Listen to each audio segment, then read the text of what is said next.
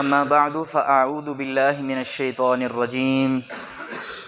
بسم الله الرحمن الرحيم. إن الله اشترى من المؤمنين أنفسهم وأموالهم بأن لهم الجنة.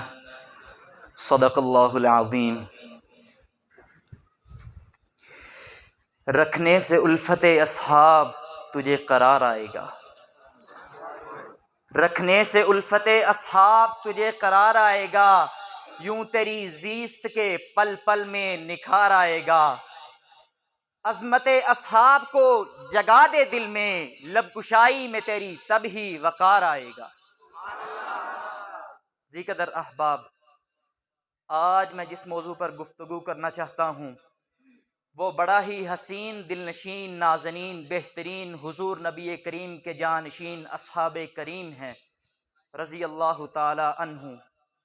اصحاب مصطفیٰ وہ نفوس مقدسہ اور عبقری شخصیات ہیں جو خود اللہ کی فوج اور حزب اللہ ہیں، جن کا مکتب و مدرسہ کعبۃ اللہ ہے، جن کا معلم و مربی اور استاد محمد رسول اللہ ہے، جن کا نصاب تعلیم قرآن کتاب اللہ ہے، جن کا ممتحن خود اللہ ہے اور ان کے امتحان کا رزلٹ اور نتیجہ رضی اللہ ہے۔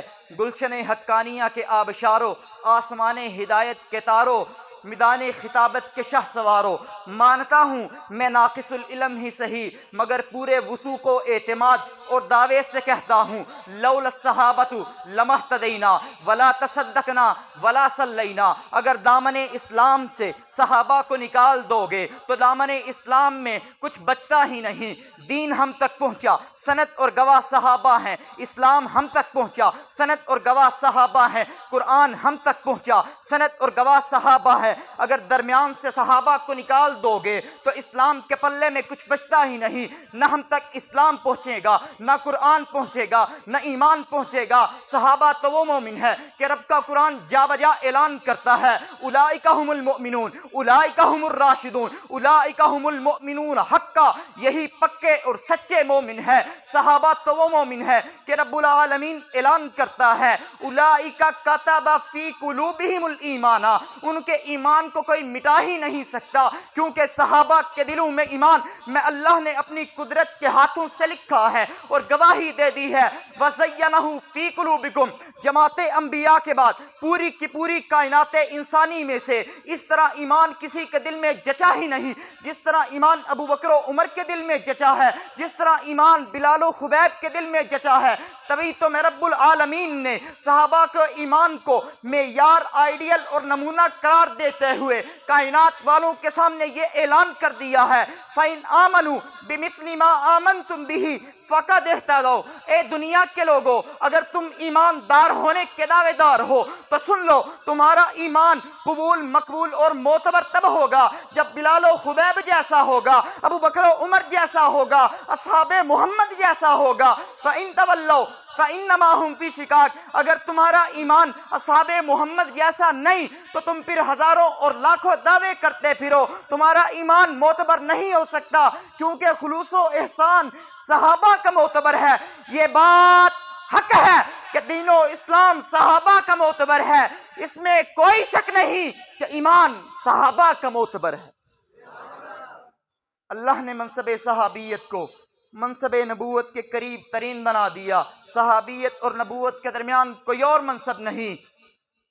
جب نبوت کسبی نہیں وحبی ہے، صحابیت بھی کسبی نہیں وحبی ہے۔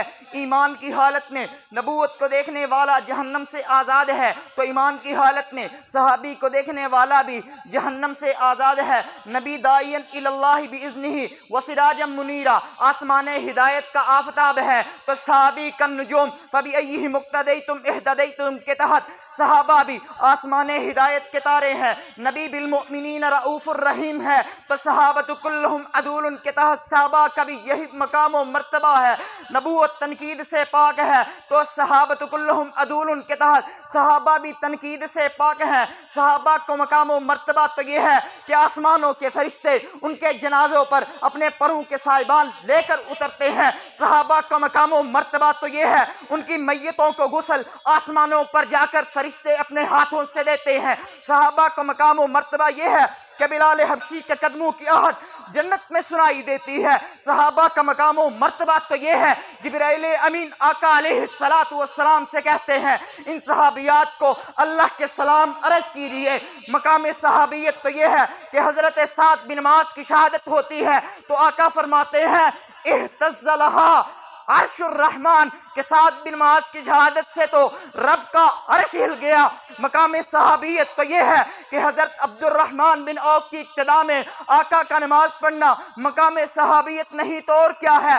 پوری کی پوری کائنات محمد عربی سے کہے فدا کا ابی و امی یا رسول اللہ، لیکن محمد عربی احد کے موقع پر حضرت زبیر سے کہے، حضرت سعد سے کہے ارمی یا سعد فدا کا ابی و امی۔ تبھی تو میں کہتا ہوں بڑی معتبر ہے جماعت صحابہ۔